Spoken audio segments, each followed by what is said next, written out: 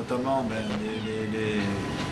les clubs n'ont pas encore repris le championnat, donc on est à des degrés différents, c'est tout ce qui est gênant dans cette période-là de août, septembre. Et pour le reste, oui, moi je suis plutôt à m'inscrire dans la durée, donc à essayer de construire un groupe et d'essayer d'amener ce groupe, même si bien sûr qu'il y a une concurrence qui est là et qu'il faut garder à l'esprit en permanence. Il faut surtout que les joueurs soient dans les meilleures conditions du moment, c'est-à-dire qu'ils soient en club, qu'ils soient compétitifs. Voilà, ce sont les aspects moi, que je vais essayer de retenir pour la plupart du temps. Après, je suis conscient, par exemple, en Tunisie, ils n'ont pas repris le championnat. J'ai intégré ce phénomène-là, j'ai intégré ce paramètre-là. Comme vous l'avez entendu, le stage qui a débuté le 29 à midi ici à Conakry. Donc, je me suis enquis déjà de la situation au niveau de l'hôtel, du transport, de tous ces paramètres-là, de façon à ce qu'on puisse, chacun dans son domaine, que son ministère, que sa fédération, que l'équipe soit dans les meilleures conditions pour préparer le match.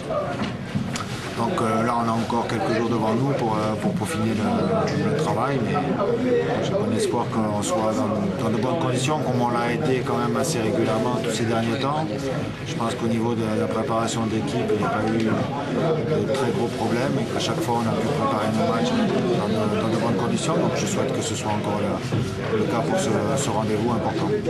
Certains joueurs appelés n'ont pas repris dans leur championnat, c'est comme en Tunisie, c'est comme en Turquie et Pascal qui n'a pas beaucoup de matchs dans les jambes. Est-ce que ça risque pas de porter préjudice à cette équipe nationale? Ils n'ont pas repris la compétition. La Tunisie, je sais aussi qu'ils n'ont pas repris la compétition, que forcément le manque de rythme va jouer, mais moi j'ai une semaine aussi pour faire le point par rapport à ça et aligner les joueurs qui m'apparaîtront le plus performants. Donc, après, concernant les autres, Pascal rejoue. Là, ça fait maintenant 3 matchs qu'il a disputé, qu'il a pu enfin disputer avec son club. Donc, dans un match de l'Européen League au Celtic de Glasgow, là, il a marqué 2 buts le week-end dernier, il a fait gagner son club.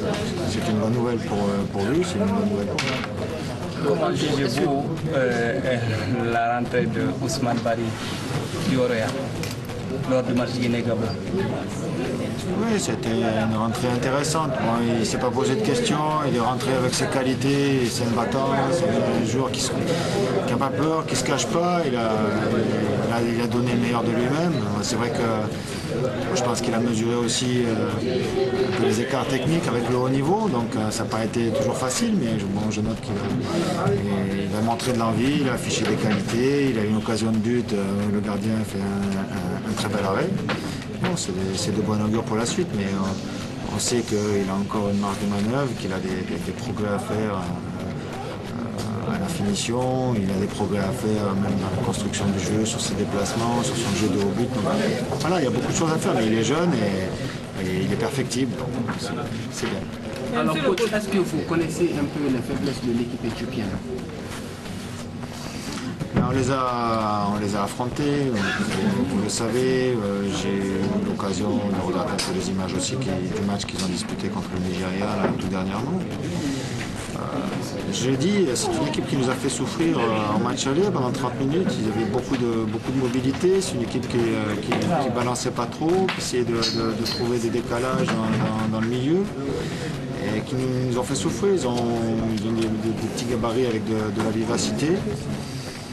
Maintenant, sur le match contre l'Éthiopie, contre le Nigeria, j'ai vu un schéma un petit peu différent. C'est vrai que bon, ils attendaient un peu plus, ils essayaient de contrer cette équipe du Nigeria.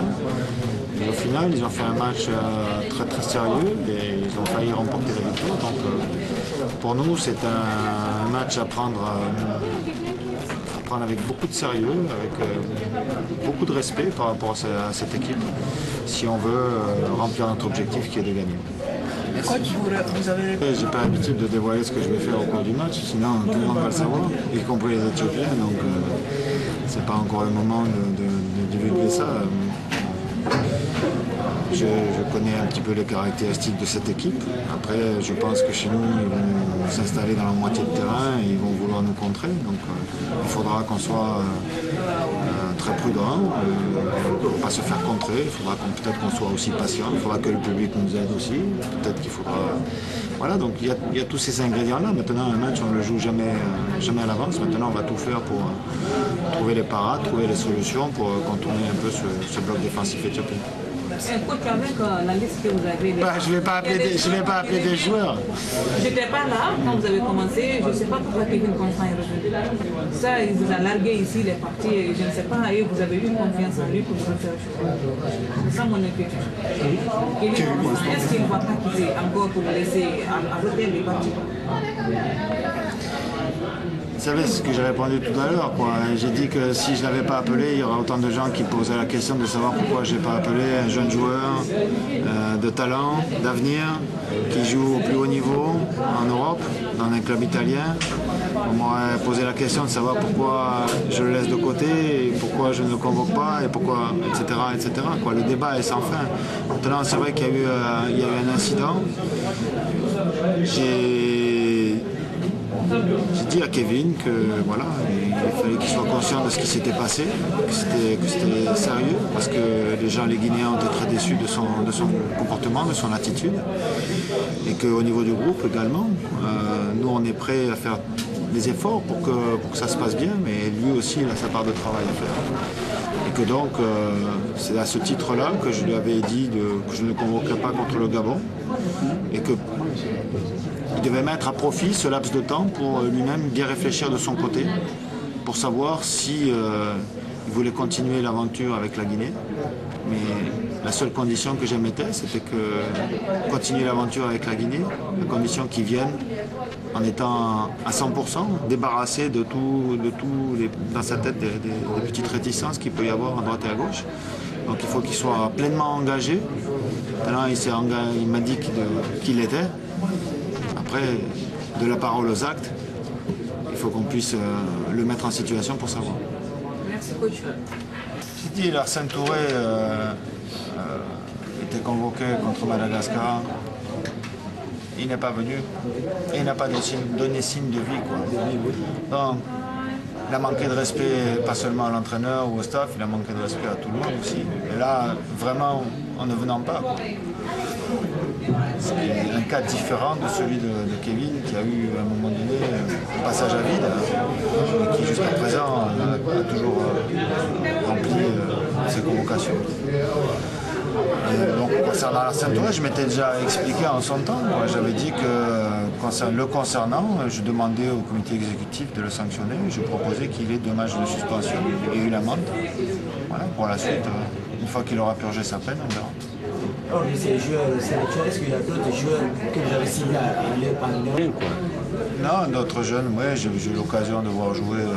Je suis allé voir Mohamed Diarra qui joue, qui préserve du Paris Saint-Germain, de toute façon à les connaître un peu mieux, tous ces jeunes. Là. Il y a aussi Lanfia Camara qui joue maintenant en D2 belge, donc j'ai eu l'occasion aussi de le voir. J'ai eu l'occasion de suivre aussi un match d'une équipe qatari Al Rayyan. Il y a 2 joueurs d'origine guinéenne qui sont dans cette équipe. Donc tout ça me donne des enseignements. Maintenant, bon, concernant Mohamed Diarra, c'est un jeune joueur, il n'a pas encore frotté au plus haut niveau. Et puis Lanfia, on va attendre aussi qu'il s'aguerrisse en D2 belge. Donc voilà, mais bon, pour moi l'important c'est de pouvoir les identifier, les suivre et puis voir leur parcours, s'ils jouent pas, à quel niveau ils jouent. Il y a le cas du petit Alassane Bangoura aussi, au Rayo Vallecano, qui est en train de faire son trou là-bas. Donc ouais, c'est un garçon qui convient de suivre avec attention.